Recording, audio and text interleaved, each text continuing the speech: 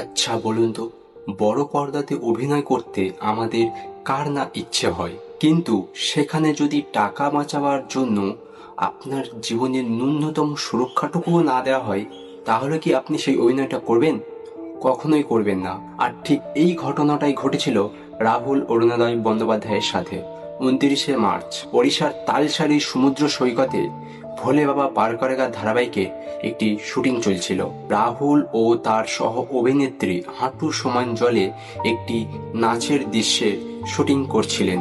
এমন সময় তারা হঠাৎ করে সমুদ্রের তলায় একটি গভীর গর্তে পড়ে যায় এবং প্রবল স্রোতে ভেসে যায়। স্থানীয় মৎস্যজীবীরা এসে দুজনকে উদ্ধার করে, কিন্তু রাহুলের সহ অভিনেত্রীকে বাঁচানো গেলেও রাহুলকে বাঁচানো যায়নি।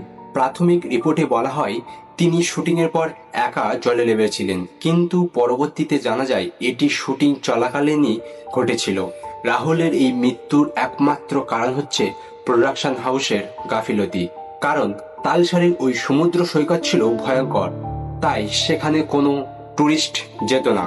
শুধুমাত্র শুটিংই করা হতো ওই জায়গাতে, এবং সেটা তাও পারমিশন নিয়ে এবং লোকাল লোককে সাথে রেখে, যারা জানে সমুদ্রের কোথায় বিপদ আছে। কিন্তু এবারে তা হয়নি। প্রোডাকশন হাউস শুধুমাত্র কিছু টাকা বাঁচাবার আশায় কোনো লোকাল লোককে তো সাথে রাখেনি, এমনকি পুলিশের কাছ থেকেও শুটিং এর জন্য কোনো আগাম পারমিশনও নেয়নি। রাহুলের স্ত্রী অভিনেত্রী প্রিয়াঙ্কা সরকার 4 এপ্রিল ওড়িশার তালসারি মেরিন পুলিশ স্টেশনে অভিযোগ দায়ের করেন। তবে রাহুলের এই মর্মান্তিক মৃত্যু পুরো বাংলা বিনোদন জগৎকে নাড়িয়ে দিয়েছে।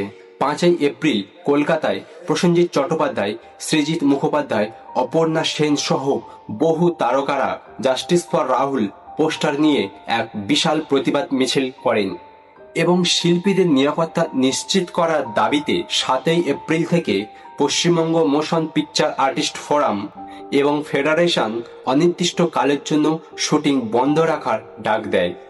টলিউডে এমন প্রতিবাদের ঝড় তোলার জন্য আমি সকল অভিনেতা ও অভিনেত্রীকে স্যালুট জানাই।